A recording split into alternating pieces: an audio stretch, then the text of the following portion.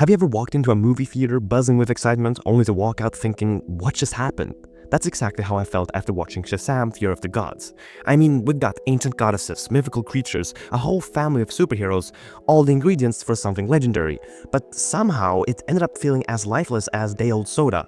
How does that even happen? It's like they had a perfect recipe but forgot to turn on the oven. Okay, let's back up for a second.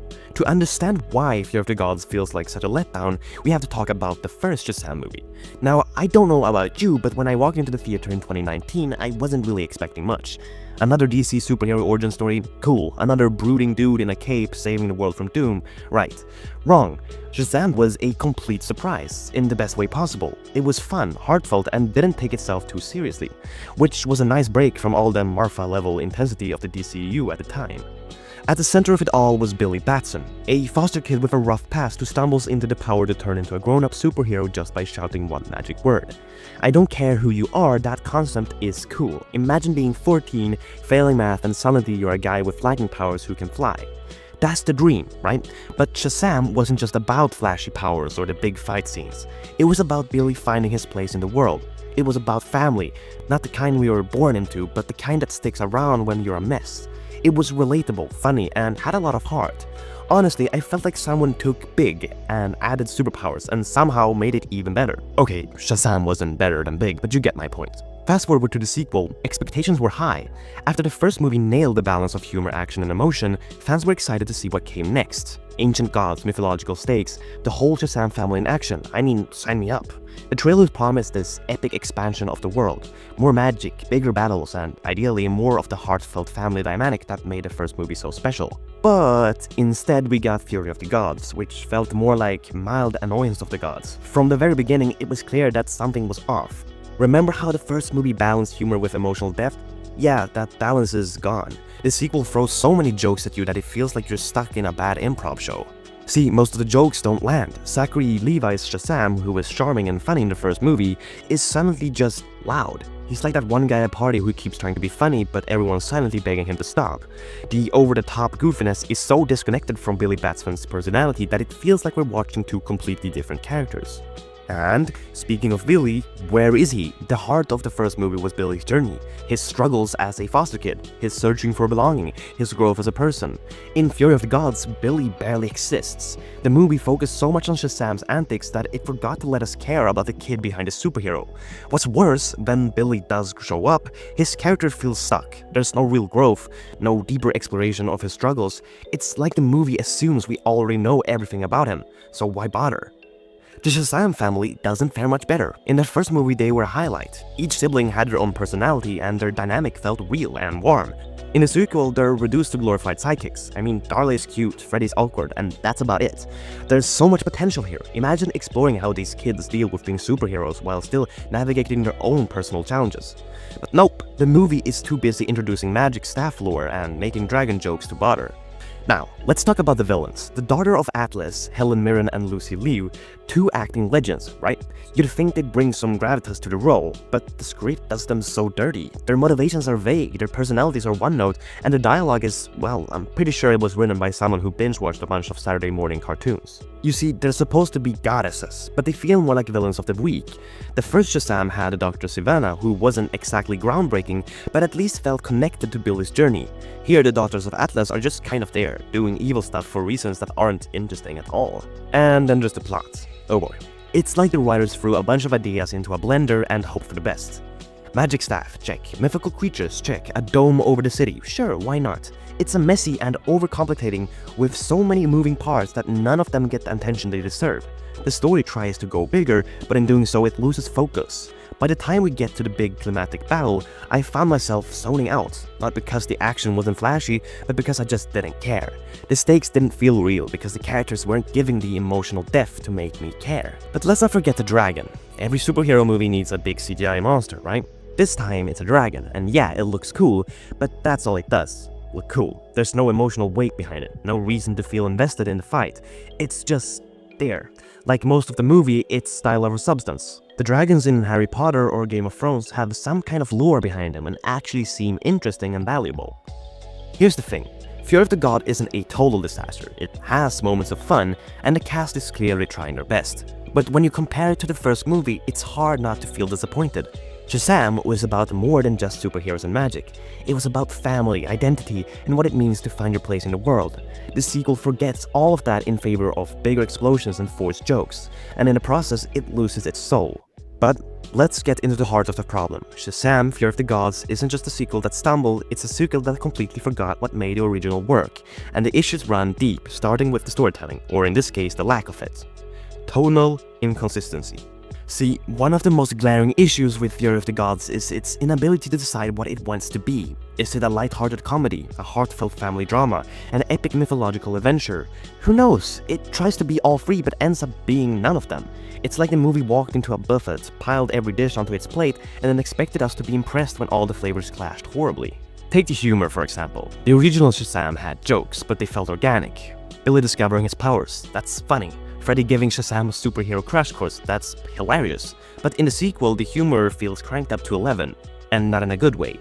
Zachary Levi's Shazam has turned into a full-on caricature, constantly quipping and acting like a clueless man-child. It's like someone told him to channel Jim Carrey in The Mask but forgot to dial it back a little. And you see, this over-the-top humor is especially jarring when it's paired with the movie's mythological elements. The Daughters of Atlas are ancient, godlike beings with immense power, and yet they spend most of the screen time either spouting cartoon villain dialogue or being the butt of the jokes. At one point, Helen Mirren's character delivers one overly dramatic monologue about her godly mission, and instead of feeling imposing, it's unintentionally funny. How am I supposed to take these world-ending stakes seriously when the villains themselves don't seem to? Another very important reason why this movie sucks is because the characters feel like strangers. I mean, let's talk about Billy Batson, or more accurately, the person we're supposed to believe is Billy Batson. Because in this movie, Billy and Shazam feel like two completely different characters. In the first film, there was a clear connection between Asher Angel's Billy and Zachary Levi's Shazam. You could see the kid inside the superhero, the awe, the insecurities, the struggles, but in the sequel, good luck finding any of that. Levi's Shazam acts so goofy and immature that it's hard to believe he's supposed to be the same person as Billy. It's not just a performance issue though, it's a writing issue. The movie doesn't give Billy any room to grow or evolve. Remember how the first film explored Billy's fear of abandonment and his eventual acceptance of his foster family? That emotional depth is gone. In Fear of the Gods, Billy's arc is... what exactly? He's afraid of turning 18 and aging out the foster system. But the movie barely scratches the surface of that. Instead, it's all about Shazam cracking jokes and fighting bad guys, with Billy himself sidelined. However, here's where things start to really unravel. The plot. To call it messy would be an understatement. The movie throws so many storylines and ideas at you that it's hard to keep track. There's the Daughters of Atlas trying to reclaim their power, a magical staff that can grant or strip abilities, a dome trapping the city, mythical creatures running amok, and none of it feels cohesive. The movie tries to juggle too much at once, and as a result, nothing gets the attention it deserves. The Daughters of Atlas have potential as villains, but their motivations are underdeveloped and their backstory is barely explored at all. The magic staff, which should be a major plot device, is treated more like a prop, and the stakes, saving the world from destruction, are so vague and poorly defined that it's hard to care about the outcome. And the pacing is even worse. I mean, the movie moves at such a frantic speed that it never gives you a chance to breathe. There's no room for character moments, no space for emotional beats to land. Instead, it's just one chaotic scene after another, with little regard to how it all connects. Okay, I want to dig a bit deeper into why the villains suck. Now, I've got nothing but respect for Helen Mirren or Lucy Liu. These are talented actresses who have delivered incredible performances in the past, but in Fear of the Gods, they're completely wasted.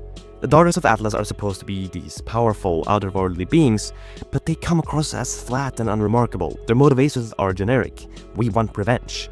Their dialogue is clunky and their personalities are... what's the word? Oh, right. Non-existent.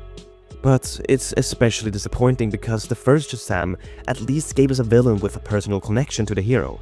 Dr. Sivana wasn't the most complex character, but his rivalry with Billy added some emotional weight to the story.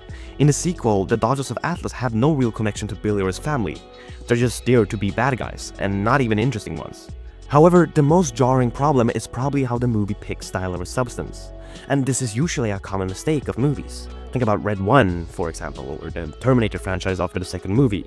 Visually, Fear of the Gods has its moments. The mythical creatures, like the dragon, are well designed and the action scenes are flashy, but that's all they are, flashy. There's no emotional weight behind the visuals. The dragon, for example, looks cool, but why should I care about it?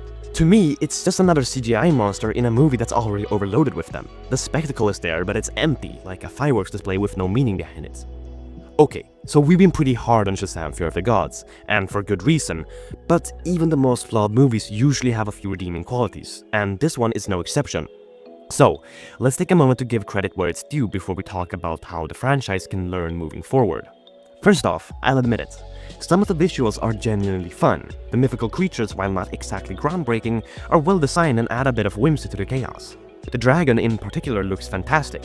Sure, it doesn't have as much emotional weight behind it, but at least it's visually striking. If I squint, I can kind of see what the filmmakers were going for, a larger-than-life mythical vibe that ties into the movie's godly themes.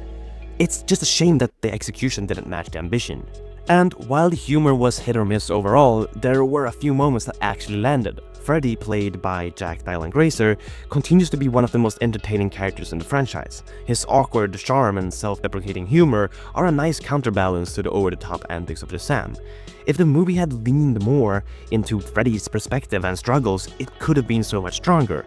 Instead, he's relegated to sidekick status. But hey, at least he's a funny sidekick. Speaking of Zachary Levi, let's be fair. When his performance isn't dialed up to cartoonish levels, he still has the charisma and energy that made his portrayal of Shazam so enjoyable in the first movie.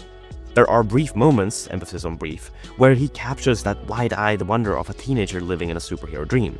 If the script had given him more room to balance the humor with genuine emotion, we might have had a very different conversation. And let's not forget about the family themes. While they're undercooked in this movie, there are still flickers of what made the first film so special. The foster family dynamic shines in a handful of scenes, particularly when they're working together as a team. Those moments are a reminder of the franchise potential, of the emotional core that's still there, buried underneath all the noise, of course. The family's love and support for each other, even when everything is falling apart, is the heart of the story. If only the movie had spent more time developing that instead of, magic sticks and Dome Force files. So, where does the Shazam franchise go from here? Assuming that it has a future, and let's face it, superhero franchises rarely stay dead, there are some major lessons to take away from Fear of the God. The first priority should be recapturing the emotional depth of the original film. At its core, Shazam isn't just about flashy powers and big battles. It's about Billy Batson and his journey. The next installment needs to refocus on Billy's character, his struggles and his growth. How does he navigate adulthood while holding on to the kid inside? What does being a superhero really mean to him? These are the kind of questions that could bring the series back to life. One of the biggest issues with Fear of the Gods was its overcomplicated plot. Future installments need to simplify. Instead of cramming in 5 different storylines, focus on 1 or 2 that really matter. Build tension around meaningful stakes that are tied to the characters. And for the love of Zeus, please stop throwing in random magical MacGuffins just because they look cool. Balance humor and stakes. Humor is a key part of Shazam's charm, but it works best when it complements the story rather than overshadowing it. The next movie needs to find a better balance between humor and drama. Look at Guardians of the Galaxy for inspiration. The series manages to be laugh-out-loud funny while still delivering heartfelt, emotionally resonant stories. Shazam can and should do the same. Then they need to let the Shazam family shine. The Shazam family is one of the most unique aspects of this franchise, and it deserves more attention. Future movies should dive deeper into the siblings' individual arcs, exploring how their powers shape their identities and relationships. There's so much untapped potential here. Don't waste it. Here's the thing, Shazam Fear of the Gods may have stumbled, but it doesn't mean the franchise is doomed. The foundation is still solid. Billy Batson, his foster family, and the idea of an ordinary kid wielding extraordinary powers. Those are concepts that resonate. With the right focus, the next installment could recapture the magic that made the first movie so beloved. At the end of the day, Fear of the Gods serves as a cautionary tale. It's a reminder that bigger isn't always better, and spectacle means nothing without substance. But it's also an opportunity, a chance to learn, grow, and do better next time. After all, isn't that what being a hero is all about? Anyways, thank you guys so much for watching. Don't forget to like and subscribe, leave a comment. I'll see you guys next time.